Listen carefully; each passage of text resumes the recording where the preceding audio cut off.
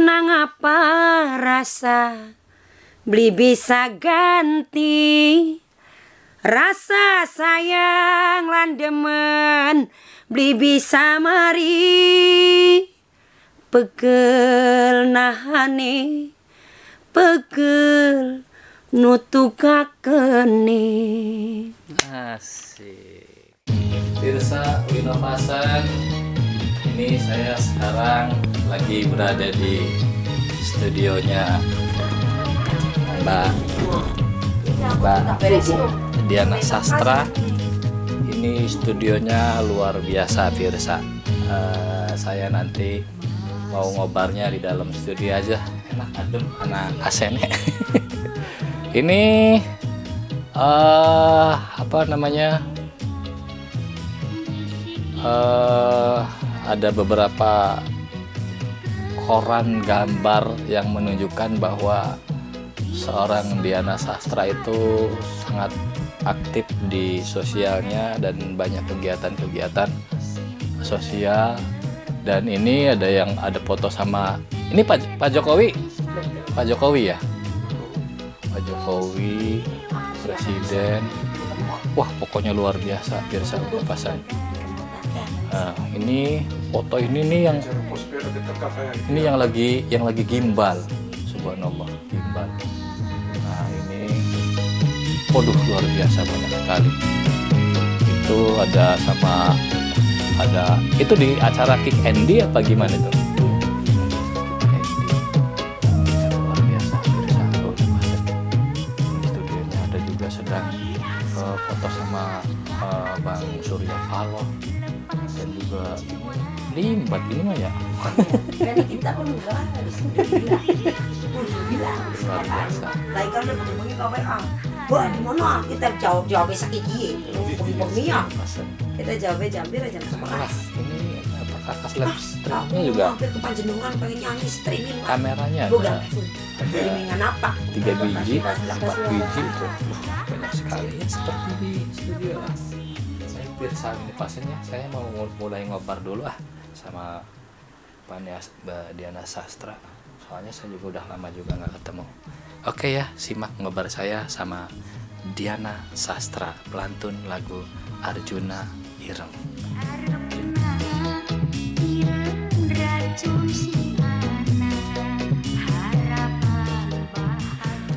Assalamualaikum warahmatullahi wabarakatuh. Waalaikumsalam. Tirsa Winovasan, saya yakin ada yang menunggu yang mau saya kepoin sekarang ini. Menunggu kayak judul lagu Kang Usin. Iya, di channel Winovasan tuh itu Mbak Diana Sastra lu, durung. Sekarang Mbak Diana Sastra saya sambangi. Dan ini kayaknya udah jarewong Jawa sih wis medit. Soalnya ya maklum wongnya sibuk terus Tirsa Winovasan, jadi waktunya agak susah. Tapi alhamdulillah saya sekarang datang ke sini diterima dengan baik, dengan tangan terbuka, dan sekarang wis wongnya wis ananing iringan. Bagaimana Kang Usin, apa kabar? Baik. Wih, kayak saya yang jadi hostnya nih. Waduh, kayaknya bener nih, saya sama Mbak Diana Sastra nih kayaknya kalah simak kayaknya. Mestinya Mbak Diana Sastra yang nanyain saya. Saya nggak mau, pokoknya saya mau nanyain.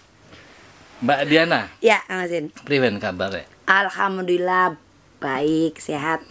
Kang Usin sendiri bagaimana, sehat? Baik sekali. Alhamdulillah. Moga-moga kita sehat selalu ya, diawali di tahun 2021 ini. Amin. Sehat semuanya, berkah rahayu kanggo kita kabehane sedulur kabeh loh. Tirsa. Mbak Diana, ngomong-ngomong sudah berapa lama kita nggak ketemu ya? Sejak project religi 2 tahun, 3 Iya. tahun? Maybe ya 2 tahun. lama mungkin 3 tahun, lama lah. Kebiasaan. Ada tamu tadi undang ya. Kita langsung di silent Halo. Halo, kok dikit. Kita baik langsung di silent. Wae tok sok ngerti, kita ki ngerti tak silent. Iya. Blewer goje Kang Usne dewek Kang kelalen. Iya. Ada T. Iya. Intermezzo. Duh, hana baya. Sehingga ya wis apa-apa ah. Ya bisa dipotong. Ora usah ora apa-apa supaya katone keren. Waduh, jawab sibuk ya boleh. Mbak Diana. Ya. Seperti biasa, saya kan tukang ngepok nih. Yang pertama saya nanya sama Mbak Diana Sastra nih. Nama kan lumayan bagus nih. Diana Sastra, ada ujungnya nggak sastra bahasa Indonesia atau bahasa Arab gitu, ada nggak? Diana Sastra tok. Oh, Diana Sastra tok. Tapi nggak ada toknya ya. Oh, nggak ada. Itu asli bukan nama Asli itu? sesuai KTP. Sesuai KTP. Diana Sastra. Bukan. Itu tapi nama pendek. Oh, nama panjangnya? Diana Sastra. Masya Allah. Bogatanku warnane warsingkem tas apa dudu ya? Alhamdulillah orang tua saya kasih nama bagus dan saya rasa tidak perlu dirubah. Jadi wong mah wis arane wis arane bagus. wis Moga-moga kari wonge gak bagus, tambah lebih baik, tambah ngerti bersyukur. Wis kun kangkang dominan. Nah, terus Mbak Diana, saya tuh tadi tuh baru nyampe nembetek aku samar. Sama rek. Dalam Mbak Diana Sastra kok penampilannya apa semakin milenial gitu. Oh iya, mungkin Kang Husin terakhir lihat saya gimbal ya, Iya. masih gimbal ya. Kenapa sekarang di 2019 kemarin sampai sekarang ini 2020 ya, sampai sekarang ini saya langsung pangkas abis rambutnya. Saya berpikir suka dengan karakter itu sudah menjadi bagian daripada stylist saya gitu. Dari mulai sebelum gimbal pun juga saya pernah di macam-macam rambutnya, kayak dibikin danas-danasan atau dikepang selama 1 tahun, pernah dikepang selama 1 tahun gitu. Kemudian akhirnya gimbal selama kurang lebih 4 tahunan lah. Nah, berubah drastis seperti ini. Kadang saya pengen pakai kupluk kah? Iya. Ngokupluk atau pengen kopiah wong lanang. Kita ke wong wadon. Kupluk, bakal nerima juga kopiah. Ya itu lo kayak Angusin lo, ngejak bulat baik. Iya kayak Angusin mokono lu. Kan cuman bisa nyampe sini. Ini tetap keluar, nggak bisa masuk semua. Atau kalau pengen mendadak pengen pakai hijab susah, ininya gede banget gitu. Lalu pikir saya udah ini udah 4 tahun udah cukup lama lah gitu. Saya harus berubah model rambutnya. Tapi itu pun juga perlu pemikiran yang matang, Kang Husin. Gimana caranya dari gimbal yang dari belakang orang ngelihat saya udah iku Diana Sastra, karena jarang perempuan yang gimbal. Iku Diana Sastra udah kelihatan gitu loh dari belakang. Nah sekarang berubah potongan yang tidak gimbal bagaimana yang mengicirkan itu tetap Diana Sastra. Nah akhirnya boboho inilah gitu dengan warna yang akhirnya bisa menjadi identitas baru saya. Dari belakang pun juga orang tahu kok kang warna mokononku ketangguhan ya. Diana ciri. Gitu. Nah terus karir di samping itu juga ngirit sampo. Iya. Bukan sekalian gudul. Terus Mbak Diana, karir untuk orang apalagi khususnya pantura ya, siapa sih yang nggak kenal dengan sosok Diana Sastra gitu. Sebetulnya berkarir itu dari usia berapa sih? Senang nyanyi dari kecil, Kang Husin. Senang saya nyanyi dari kecil gitu. Kemudian beranjak untuk masuk ke dunia entertainment ini awalnya itu dari suatu kompetisi perlombaan di salah satu radio. Menangnya sih enggak, masuk final pun enggak. Tapi saya ketemu dengan seseorang, dengan Ibu Teti Tiara. Dia punya grup pada saat itu. Dia mengajak saya untuk ikut nyanyi. Entah itu tanggal berapa gitu loh. Saya ada was-was, pikiran ini orang tuh benar apa enggak ya gitu loh. Badan Ibu Teti itu gede gitu lah. Ya mohon maaf. Jadi kan aduh takut gimana gitu. Lalu kata sepupu saya, udahlah dicoba aja gitu. Kalau sampai nanti kelihatannya gelagatnya nggak bagus, kamu kan bisa lari, kamu kan orangnya berani. Itu ceritanya nyanyi di panggung? Enggak, perlombaan di radio itu. Tapi salah satu jurinya itu setelah selesai ngajak saya untuk nyanyi di tanggal berapa gitu nantinya gitu. nanti saya jemput jam 7 ya gitu. Oh iya Bu, makasih. Akhirnya persiapan lah kita untuk hari itu, untuk tanggal 7. Cuman yang jadi dilema saya adalah sepatunya nanti pakai apa, bajunya pakai apa, make upnya apa, saya nggak punya semua gitu. Nah dipinjemin lah dari ujung kaki sampai ujung rambut itu pinjam semua. Dari sepupu, dari teman, sepatunya, kemudian sampai make upnya yang kita bawa walaupun kelasnya cuman standar, make up standar itu ngambil dari emaknya sepupu saya. Saya bilang, Susi, kamu make upnya nggak kayak bawa gitu. Warung beli aja. Wah, beli warung nggak beli, bisa ngobrol gampang urusannya. Loh, saya dibawain make upnya emaknya. Akhirnya kita berangkat tuh jam 7, ternyata bener jemputannya datang. Wah, bener nih jemputannya datang. Lah, berangkat waktu itu pertama kali di Bandorasa Kuningan. Lumayan jauh kan, berarti pertama kali saya nyanyi nggak di Cirebon, tapi langsung di Bandorasa Kuningan.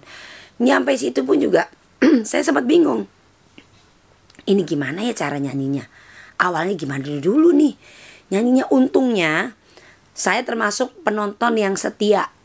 Maksudnya seneng tontonan. Jadi modal kita sarung baik di pinggirakan, nonton sandiwara, nonton layar tancap, nonton dangdut. Wah, bisa pemani bakal dangdut. Wes, karane dangdut, bakal kondangan ngintil. Tak cing ki, anu kapan melu ben darane kan anaknya kondangan. Loh, orang di bar bisa nodok. Wong sing kayak sebutin kayak diusir maning ning ngasipe. Kayak di pinggir maning. Umur pira waktu semono kok? SD lah. SD. Nah, waktu SD-nya suka gitu. SMP semia pun juga masih suka nonton gitu. Tapi udah nyanyi itu? Maksudnya udah nyanyi di panggung belum? Belum, ini bicaranya pada saat saya ikut perlombaan itu di tahun 97. Semia kelas 3. Mulai berani gitu.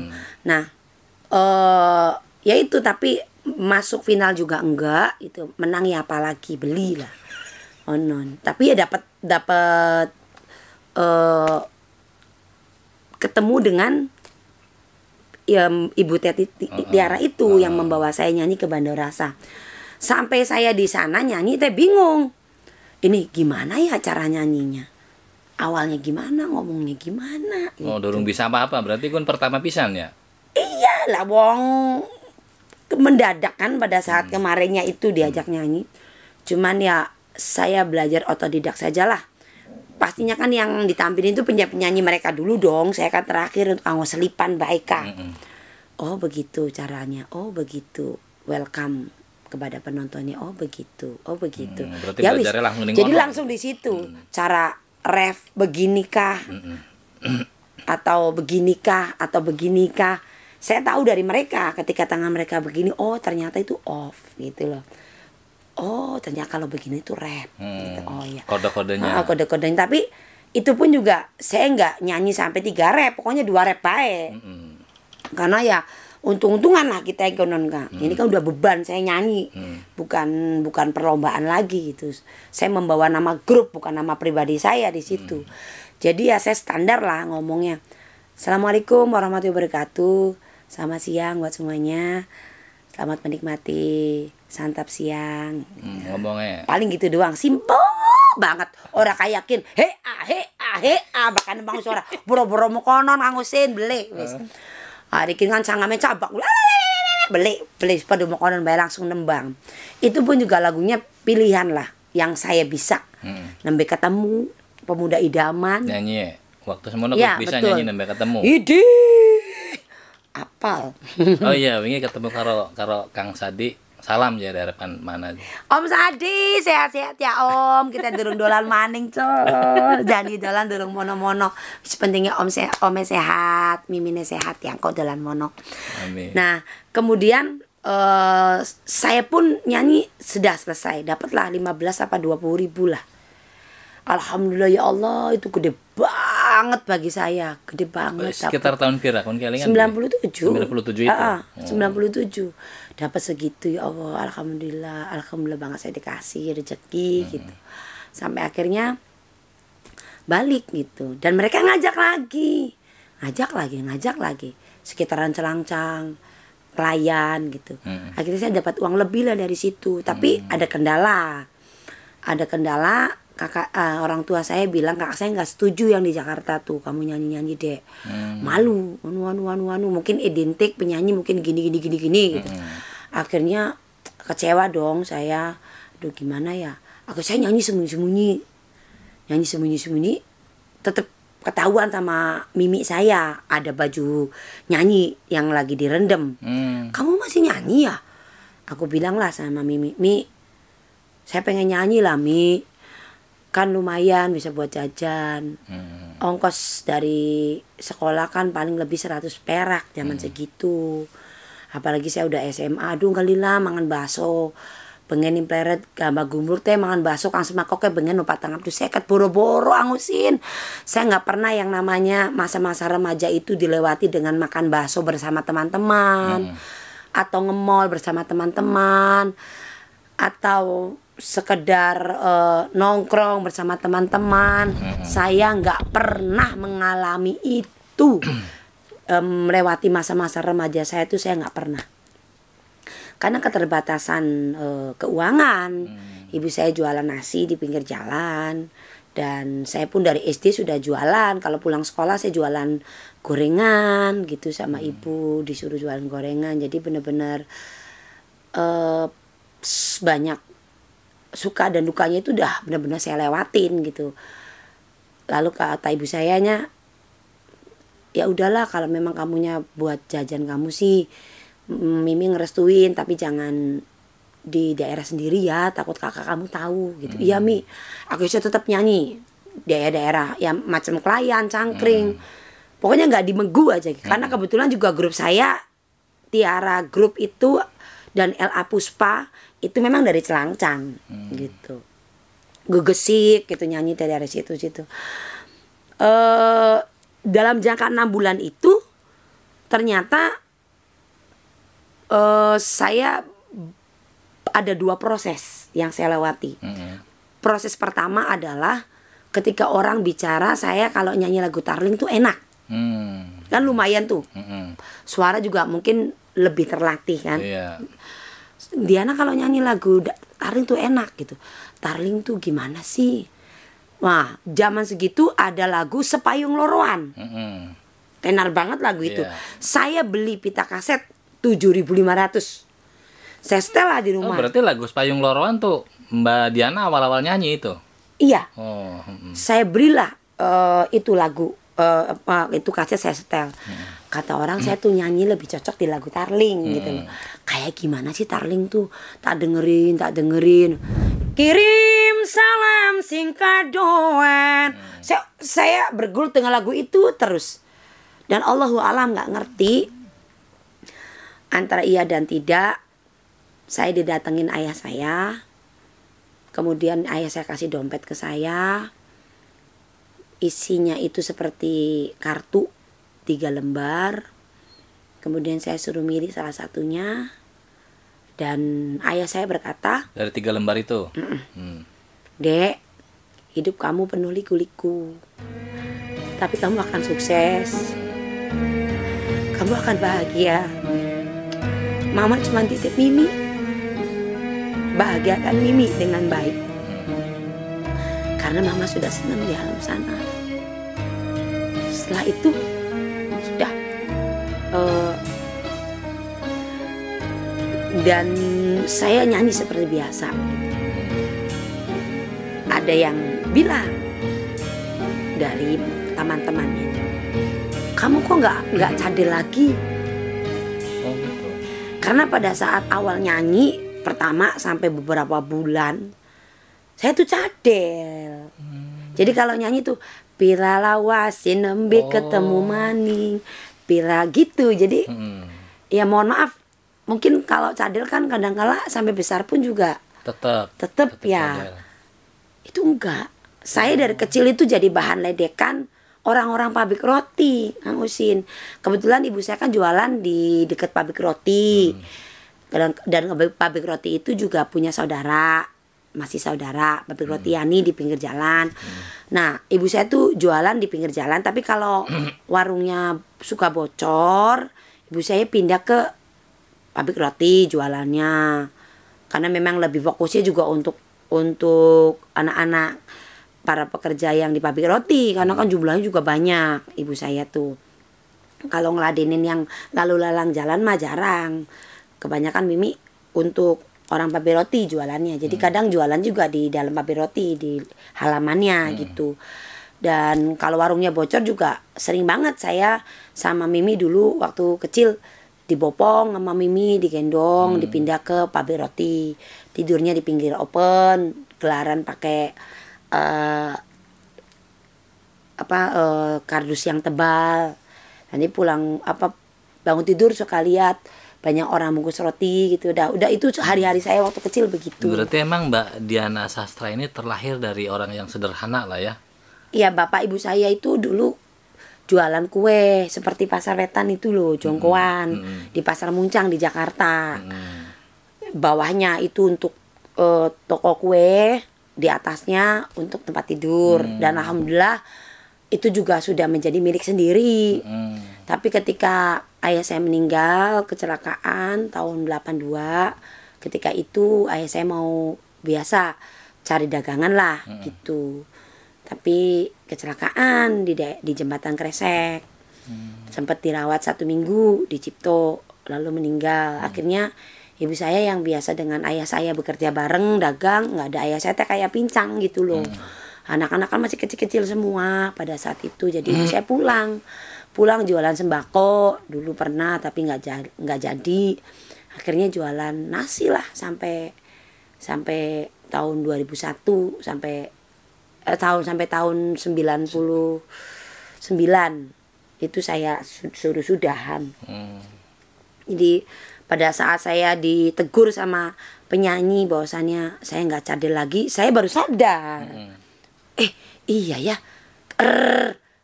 gitu. Iya ya. Dulu saya jadi bahan ledekan untuk orang-orang kerja pabrik roti, suka yang, ayo dek, laler wiris, lare rola, ceget, mangatus atau sewu gitu. Saya sampai nggak apa-apa gitu. Walaupun SMP, SMA saya masih cadel dan suka diledekin sama mereka, saya tetap mengucapkan kata itu biar dapat jajan 1.000. Tapi tetap cadel tuh waktu. Tetap cadel pada saat itu. Gitu. Jadi ya Allahu alam itu mukjizat Allah yang Allah kasih ke saya. Luar biasa lah ya. Akhirnya cadelnya hilang dengan sendirinya. Nah terus Mbak Diana yang tadi itu yang 3 kartu itu apa? Nggak ngerti, pokoknya saya milih aja.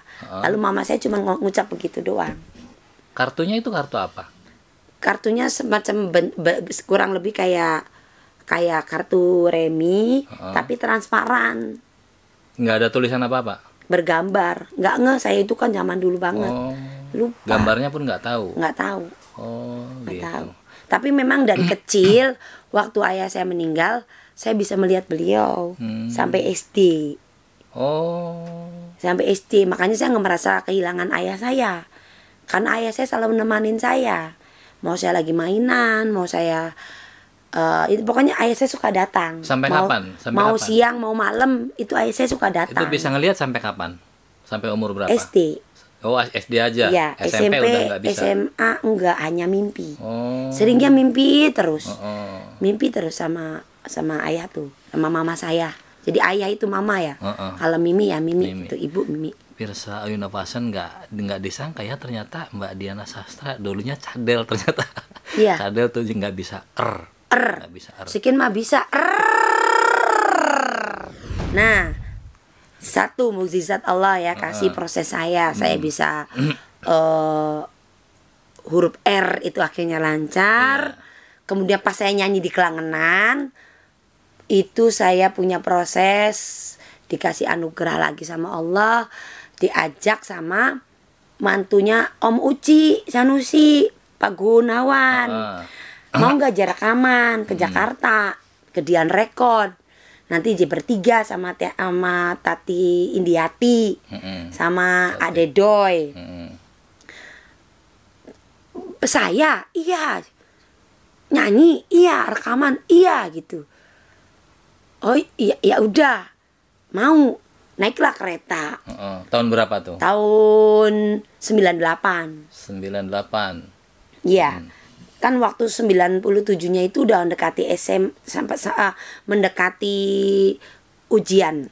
Jadi udah pertengahan saya maunya. Jadi kan 6 bulan, kurang lebih 6 bulan lah. Jadi awal-awal 2008 kalau nggak salah ya 98 itu diajak rekaman. Dan yang langsung pertama kali itu. Iya, dan langsung dikontrak sama Dian Record selama 2 tahun. Berarti sampai tahun 2000. Nah dari situ kakak saya percaya kepada saya bahwasanya saya nyanyi nggak main-main. Saya punya prestasi sampai menuju ke proses recording di Jakarta gitu loh, bukan abal-abal gitu. Sekarang zaman sekarang kan berbalik semua. Sing penting anak duitnya harap suara yang ngalung ngidul gak bisa rekaman. Zaman sekarang.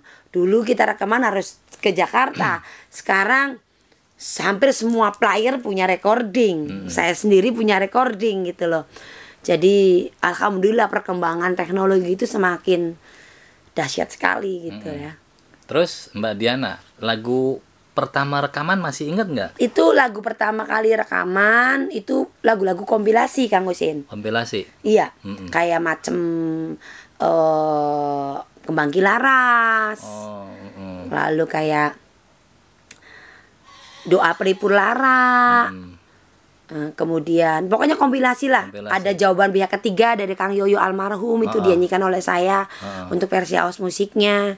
Dan yang terakhir di 5 albumnya itu ada lagu Angin Gunung Cibulan. Angin Gunung Cibulan itu baru 1 kaset saya sendiri. Apa Jadi, tuh? Yang album apa tuh?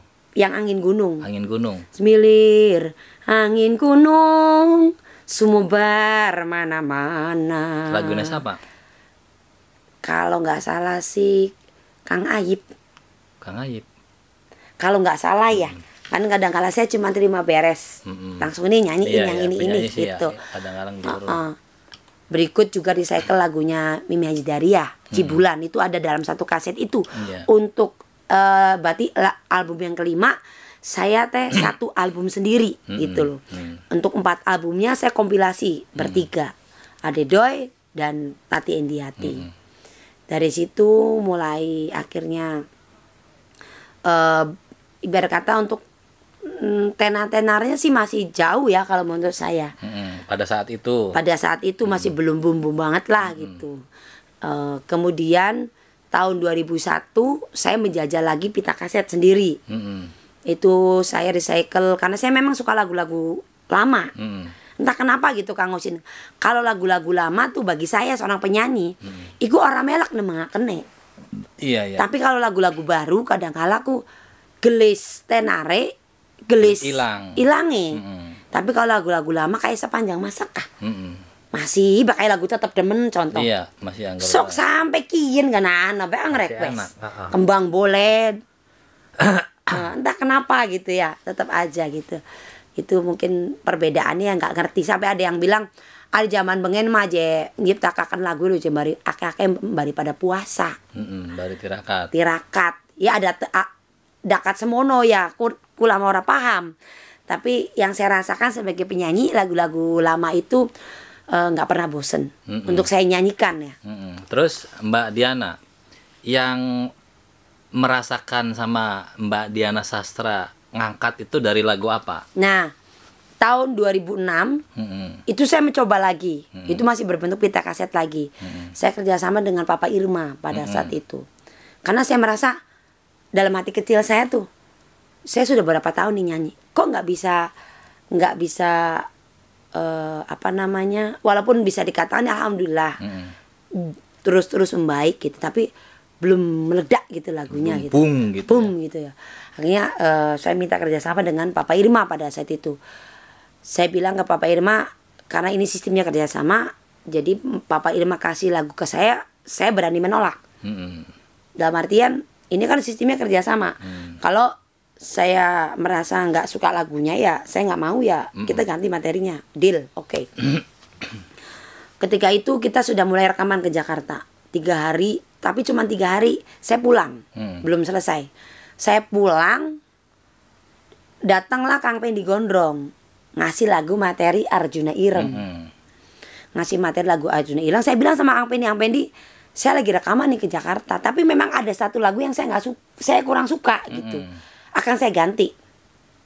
Zaman segitu saya kasih 250.000. Yang Pendi, saya bayar. Saya bawa kasetnya. Kalau zaman sekarang udah canggih pakai WA ya. Dulu, aduh orang zaman dulu tuh Masya Allah orang kasih materi lagu harus datang. Mending lama lagu seneng. Iya. Lama beli seneng wis ado-ado melas. Oh nanti. Udah gitu akhirnya saya ke Jakarta. Saya setel ke operator. Om, Pak saya om. Enak Kak? Enak. Datang lagi. Siapa lagi? Dengerin. Enak Kak? Enak. Papa Irma datang, Pak, satu lagu itu diganti. Saya mau ini. Akhirnya, oh ya enak. Ngebel Mas Rohmat. Mas Rohmat, kata Papa Irma, berangkat ke Jakarta besok bikin musik. Jadi Mas Rohmat bikin Arjuna Irang itu langsung di studio dan langsung saya nyanyikan. Nah, belum bikin klipnya pada saat itu. Akhirnya dalam perjalanan itu dari yang kitanya jadi berdua, jadinya bertiga. Ada Mas Bunjun. Mas Bunjun. Yang tadinya kita awalannya berdua, sekerja sama, jadinya bertiga. Ada Mas Bunjun di situ, masuk dalam project itu. Setelah yang tadinya doa aja balik dingin, karena ada Mas Bunjun, diganti Mas Bunjun aja balik dingin ya. Mas Bunjun sehat-sehat ya Pak Bos. Halo Mas Cik Bunjun. Bosku. Nah akhirnya rampunglah lagu itu. Dan kemudian promo. Sempat promonya saya ke Bogor, karena dibantu dengan Mas Bunjun gitu. Kita sampai promonya ke Bogor. Saya ke Bogor gitu. Alhamdulillah yang ngarani lagu ku goib ya. Video klipnya durung gawe, wis mendi-mendi ora. Zaman segitu sudah mulai ada CD bajakan. Karena bajakannya sudah banyak, ada orang yang bikin lagu remang-remang video klipnya, sampai akhirnya Big Boss nggak mau bikin klipnya. Kalau menurut saya pribadi kan sayang banget. Lah kata pakai. Berarti waktu itu Mas Bunjun itunya, Big Boss-nya. Iya, Big Boss-nya Mas Bunjun. Jadinya dalam proses perjalanannya akhirnya muncul Mas Bunjun yang ikut dalam project itu gitu. Tapi untuk lagu mah sudah rampung recordingnya gitu. Mas Bunjun bantu promosinya sampai Mas Bunjun juga bikin besar-besaran di Taman Mini untuk menggelar tarling di situ, spek besar, menghadirkan banyak teman-teman tarling lainnya, artis-artis tarling lainnya seperti Mbak Dewi Kirana pada saat itu gitu loh. Dan pengunjungnya juga dahsyat banget, banyak banget. Dan untuk pertama kalinya juga saya ketemu dengan Gus Dur pada saat itu di tahun 2008 ya. Jadi Mas Bunjun nggak bikin video klip untuk album itu, tapi Mas Bunjun bikin acara spektakuler di Taman Mini dan datang Gus Dur juga di situ. Dan untuk pertama kalinya saya ketemu beliau. Terus Mbak Diana punya grup atau bikin grup kapan? Saya bikin grup itu dari tahun 2001. 2001 berarti sudah ada grup Iya, ya? jadi LA Puspa dan Tiara Group yang membawa saya mengawali karir saya pada saat itu. Saya pamit dengan mereka, dalam artian ketika saya tidak punya job ya saya tetap dengan mereka gitu. Tapi kalau saya punya job ya saya pengen mengembangkan diri saya gitu. Akhirnya saya berdirilah Dian Prima pada tahun 2001. 2001 itu? Betul. Terus gitu. Mbak Diana, kok Mbak Diana kelihatannya tambah cantik sih? Apa perawatan apa gimana? Sebenarnya kalau menurut saya relatif ya. Anak ngomong ayu kayak anak ngomong apa ya ibarat kata swag. Kalau anak saya nyebut ini swag, mama swag gitu. Berbicara lagi karakter dalam artian kalau kitanya menjalaninya dengan berat, mungkin akan kebawa ke mimik muka. Gitu. Iya toh, Jadi rungsing kah? Tapi kalau kita membawanya dengan happy, apapun itu, kita punya masalah, kalau saya merasa simpan sedihmu untuk dirimu sendiri, Iya. tebarkan bahagiamu untuk orang-orang yang kau cintai. Oh, Nah, jiwa seniman itu harus seperti itu. Itulah Gue sih. masalah segede apapun ya, dalam rumah tangga kek, dalam bisnis kek, dalam percintaan dengan kekasih. Kang Arane seniman, begitu nih panggung, ya tetap dengan jiwa yang besar. Iya. Simpan sedihmu untuk dirimu sendiri, tebarkan bahagiamu untuk orang-orang yang kau cintai. Tetap gemuyu baik, tetap ngekek baik, walaupun nimburi aduh cicilan mobil keprimen, aduh cicilan rumah keprimen loh. Tapi alhamdulillah saya selalu berjalan dengan hati kecil saya. Kalau saya punya spekulasi dalam bisnis, kalau menurut saya merasa saya mampu menjalaninya, insya Allah ya ada jalannya. Iya. Jadi dari awal sampai sekarang ya alhamdulillah, mau ke double, mau ke double, mau ke terseok-seok, mau ke primen, apa yang saya inginkan alhamdulillah Allah kasih. Alhamdulillah. Ternyata. Dan pokoknya saya bersyukur banget dah. Iya. Dan mungkin saya juga masih belum bisa menjadi orang yang bisa dikatakan nggak ada yang sempurna lah ya, tapi saya berusaha. Kenapa? Nih, menurut Kang Husin tadi pertanyaannya kenapa Iya. sih dari gimbal sampai begini gitu ya? Karena dari gini nanti akan saya coba 1 Beda senti lagi. botak. Oh gitu. Habis itu tertutup berhijab. Ya. Mau apa nih sih? Yang Anu pasti aneh. sih, yang pasti sih terawat ya Pir saya. Beda antara terawat sama nggak terawat. Dan kalau Mbak dia Kang Husin salah. Saya ini bukan pelanggan salon, pemirsa asli. Demi Allah. berarti Saya alami. itu kalau di salon paling ya kalau sekarang kebutuhannya nih 1 bulan sekali saya pasti barbershop Oh, untuk potong rambut. berarti cantiknya alami Pir. Umur saya kan ada 2 nih. Ya. Umur ada 2. Iya, di sini 17. Oh gitu. Dari tengah ke sini 17. Ini dari tengah ke bawah itu manula. Nanti Maret itu 43 tahun. Masa sih? 14 Maret. Ya, 14 Maret itu nanti 43 tahun saya. Jadi bagi kalian yang nonton channelnya Kang Husin, ya, iya. sok kasih kado ke saya 14 Maret. Umur saya nanti 43 tahun. Masa sih? Kok 43 kayak umur 28 sih? Gitu. Masa saya aja 38, kok 43? Tambah berapa? Nggak tahu sih. tambah. Iya gitu Terus Husin. Mbak Diana berumah tangga tahun?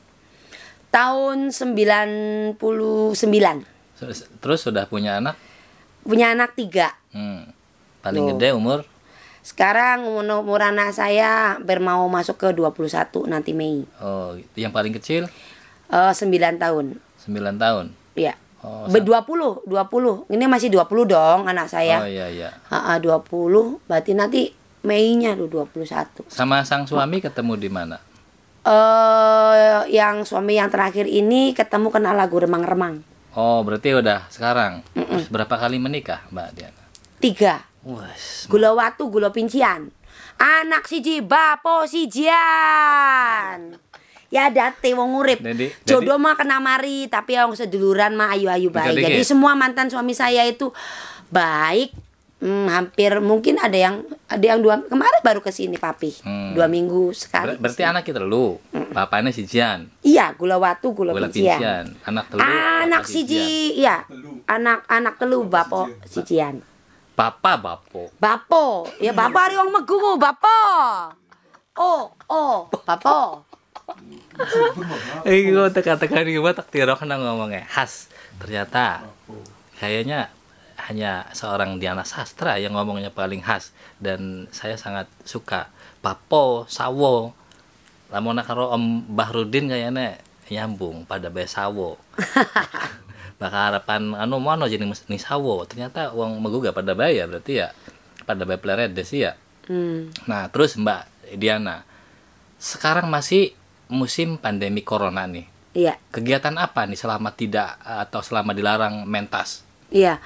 Berawal dari awal-awal pandemi itu pasti semuanya stuck, nggak pada manggung ya. Kemudian teman-teman media itu telepon saya, Mbak Diana, bagaimana menyikapi di pandemi ini gitu ya. Saya bilang ya mau gimana lagi, ini bukan bencana skala kecil, ini udah bencana dunia. Ibaratnya manusia lagi diuji, kiamat cilik jari wong maya. Jadi ya saya tetap mensyukuri sajalah. Yang penting sehat, masih mupatal ya, masih ada rezeki. Tapi Mbak Diana kan sosok orang yang suka melakukan kegiatan sosial, berbagi.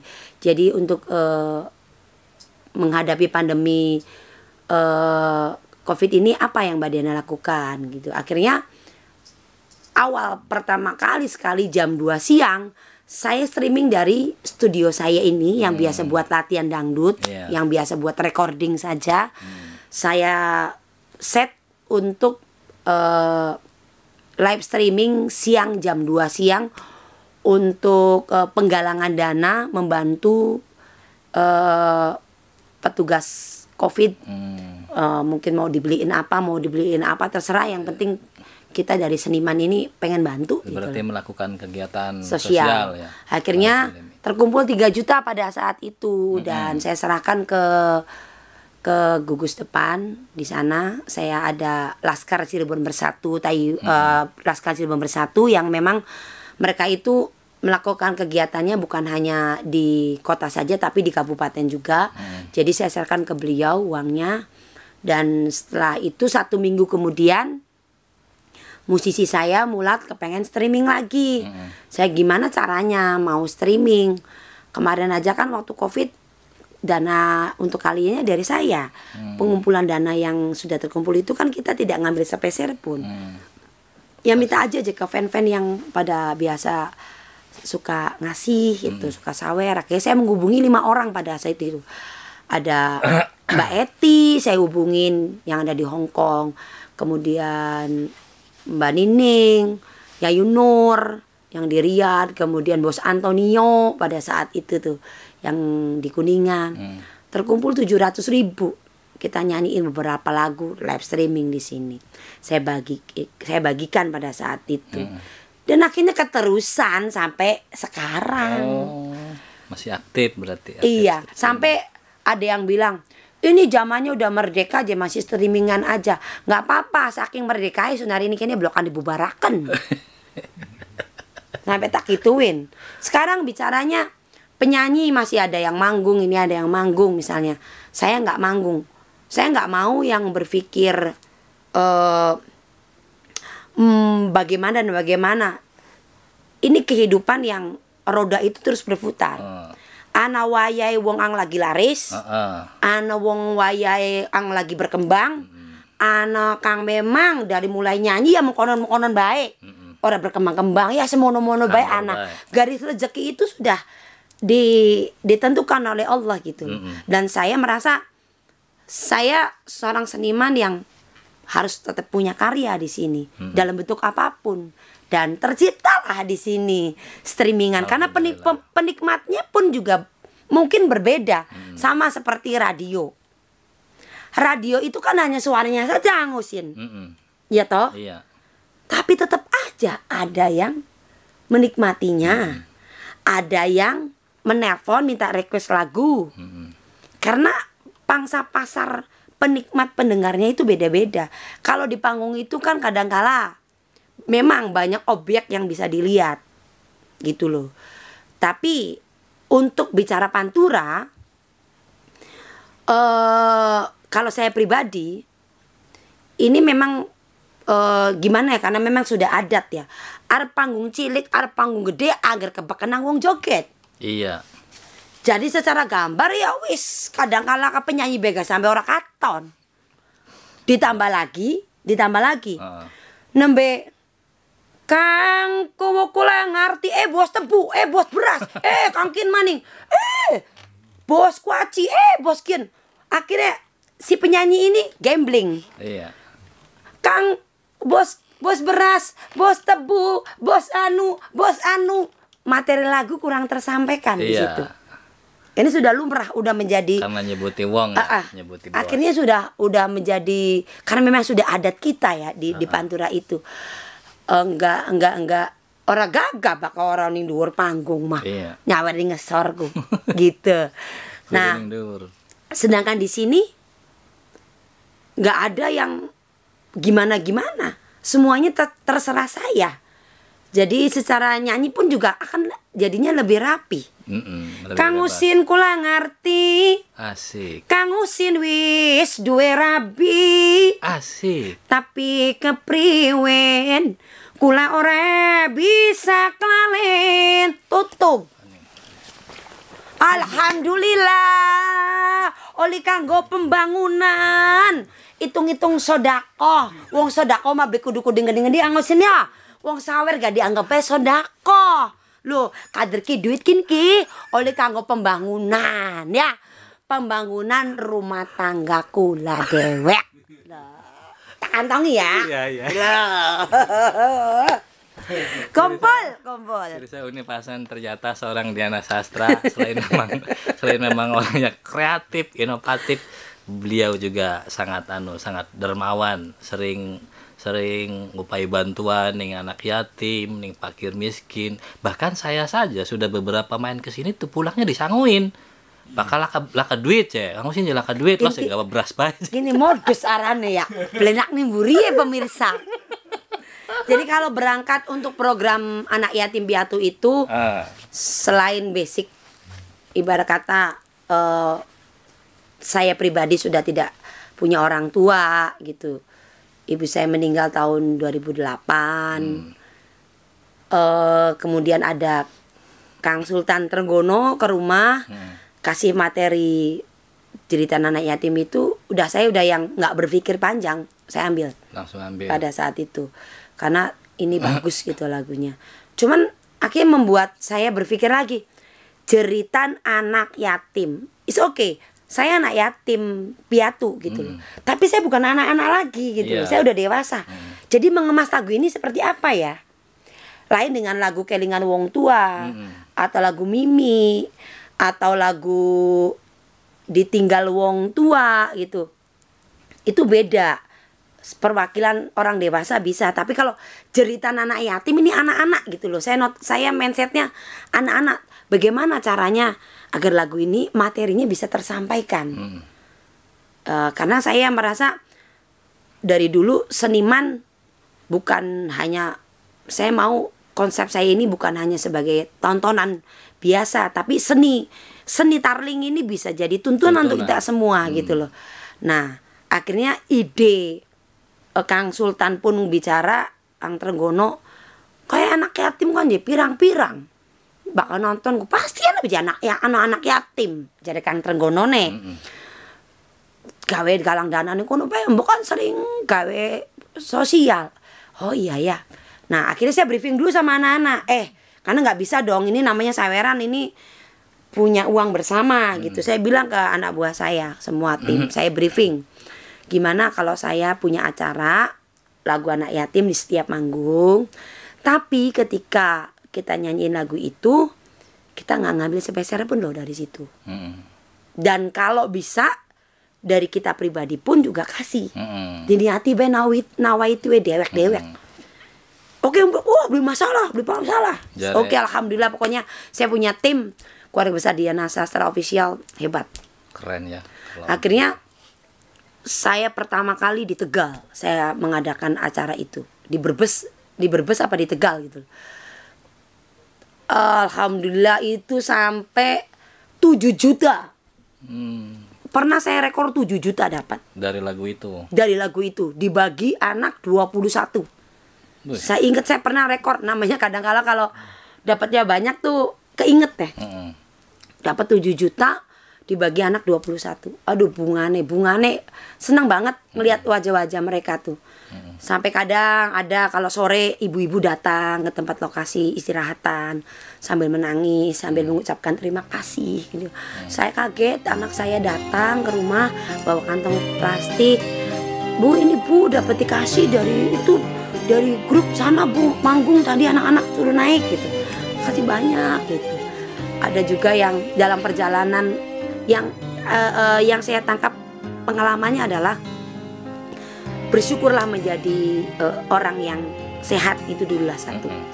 Karena banyak sekali lamun ngeresulo bae kalau kita kuju miskin terus ini, masih banyak mungkin di bawah-bawah kita yang lebih miskin gitu, yang lebih miskinnya.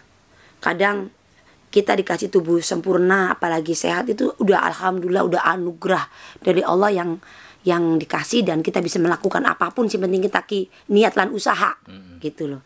Tapi bayangkan ketika cacat, mereka nggak bisa jalan, mereka buta. Ada anak kecil yang digendong sama orang ke panggung, tak kirain dia bisa jalan. Ternyata setelah digendong ditaruh di panggung, dia ngesot. Astagfirullahaladzim. Langsung kita ambil anaknya, kita taruh di kursi gitu. Atau bayi yang nggak tahu lahiran ibunya meninggal. Ada yang sepasang kembar, idiot, cacat, mohon maaf, yang ditinggal ibunya meninggal, bapaknya nggak tahu entah berantah kemana gitu. Jadi perjalanan program Jeritan Anak Yatim itu benar-benar membuka terus menerus pola pikir saya, bahwasanya apa yang Allah kasih ke saya ini benar-benar anugerah gitu. Oh ya, Pirsa Winda Passion, benar kan yang saya tadi ngomong bahwa luar biasa seorang Diana Sastra ini. Mbak Diana Sastra mengingatkan lagu Arjuna Ireng. Pengen dengerin dong beberapa baris gitu nyanyi lagu Arjuna Ireng. Barangkali yang dulu yang kangen-kangen kan pengen dengerin lagi. Dan ini tanpa musik sebenarnya apa vokalnya masih seperti dulu atau lebih baik, atau karena pandemi ini jadi berubah kan kita nggak tahu. Najan ireng uwonge krungu. Iya. Tapi bagus rupane, senajan ireng kulite, bagus ning tingkah lakune. Asik. Lotak, saya ketemu. Ini vokalnya luar biasa, Pirsa Winda Passion, ternyata powernya kuat. Saya mengingatkan power seperti ini tuh zaman dulu tuh ada sama Mimi Haji Daria. Nah, Mimi Haji Daria. Bicara Mimi Haji Daria, Kang Husin, saya tuh merasa kekurangan, belum pernah ketemu beliau. Oh, belum pernah. Sama-sama si hidupnya? Iya, belum pernah. Makanya ketika Mimi Haji Daria meninggal, kebetulan bulan Oktober, ingat aja, itu karena saya proses persalinan anak saya yang ketiga. Jadi saya tidak bisa hadir ke sana. Akhirnya setelah saya lahiran dan beberapa bulan kemudian, saya menemui saya ke sana, ke rumahnya Mimi Haji Daria, datang ke sana dan saya ziarah ke tempat kuburan Mimi Haji Daria, kemudian Kang Yoyo, itu satu lokasi di situ ya. Saya ziarah ke situ, kemudian saya bikin project bareng Radar TV berjudul untuk Mimi Haji Daria. Pada saat itu saya bikin acara khusus untuk Mimi Haji Daria dan penggalangan dana. Saya panggil juga keluarganya, dan semua dana yang terkumpul itu saya serahkan ke keluarga besar Mimi Haji Daria pada saat itu. Kegiatan sosial maning berarti ya. Pada saat itu karena nyaur kelawan kita durung pernah ketemu. Gitu loh. Penghormatan terhadap legend Pirsa Winda Passion. Iya, pada saat itu saya bikin acaranya khusus. Terus untuk Mbak Mimi Haji Daria. Diana Sastra lagi. Lagu terbaru yang terbaru di medsos apa nih, lagu apa nih? Waktu 2020 itu Mantan Terindah. Mantan Terindah, karya? Iya. Karya Lihin. Lihin. Betul. Bisa bocorannya kayak gimana, Mbak Diana? Nang apa rasa beli bisa ganti, rasa sayang lan demen beli bisa mari, pegel nahane, pegel nutukakene. Asik. Ternyata mantan itu buang aja ke laut. Ih, jangan salah. Mantan juga ada yang terindah. Jadi untuk kalian ya klik aja mantan terindah Diana Sastra ya. Pokoknya dompet aja dibuang. Apa maning lamun anak isi duit teh.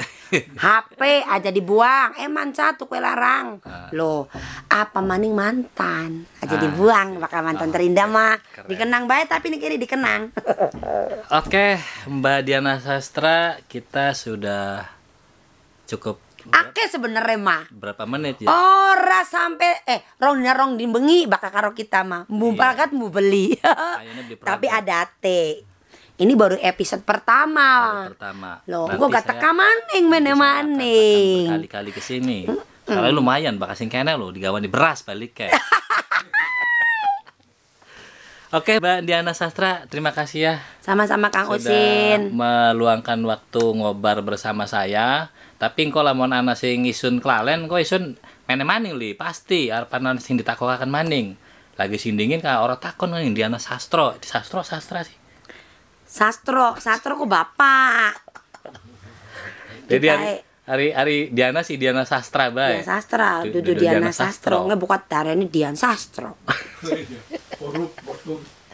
Kira saya udah pasan sampai di sini dulu ya. Sebetulnya saya masih pengen ngobrol sama Mbak Diana Sastra ini, orangnya enak banget diajak ngobrolnya. Nyambung karena ininya speknya lumayan tinggi untuk diajak ngobrol ya. Cuma karena ada keterbatasan waktu, beliau juga orang yang super sibuk juga, dan saya juga sama sekali saya pengangguran. Jadi kalau saya sih banyak waktunya ya. Nanti disambung lagi kalau ada yang saya mau tanyakan sama Mbak. Pada Kang Usin. Pokoknya dalam pembicaraan tadi dari awal sampai akhir intinya mah makanan baya.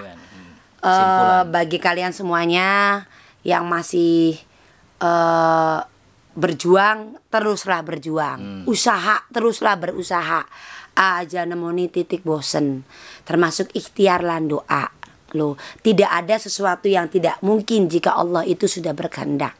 Siji, sing keloro, yang timbating masih ana wong tuane.